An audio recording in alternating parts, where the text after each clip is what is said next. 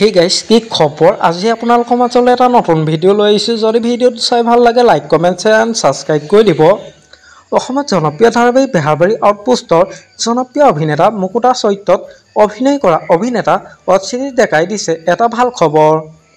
হয় আপোনালোকে ঠিকই শুনিছে পিছে এই ভাল খবৰটো কি জানিলে আপোনালোকো আচৰিত হৈ উঠিব বেহাৰবাৰী আউটপোষ্টৰ মুকুতাই আৰম্ভ কৰিছে এখন শৰ্ট ফিল্ম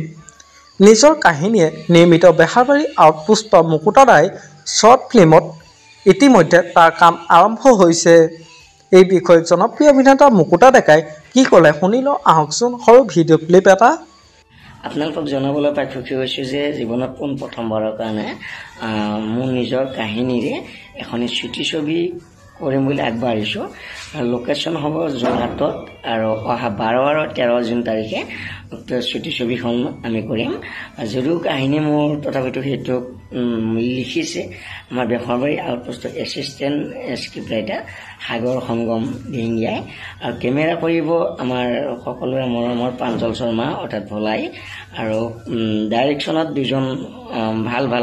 ডাইৰেক্টৰ থাকিব তেখেতসকলৰ নামটো বৰ্তমান মই উল্লেখ নকৰোঁ গতিকে তেখেতসকলক দেখিলে আপোনালোক সকলোৱে চিনিয়ে পাব গতিকে উক্ত ছুটি ছবিখনৰ কাৰণে আমাক ল'ৰা ছোৱালী আৱশ্যক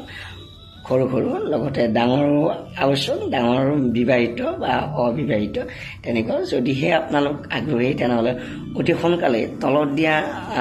নাম্বাৰটোত আপোনালোকে কণ্টেক্ট কৰক অতি সোনকালে আপোনালোকে যদি কোনোবাই অভিনয় কৰিব বিচাৰে এই নাম্বাৰটোত কণ্টেক্ট কৰি অভিনয় কৰিব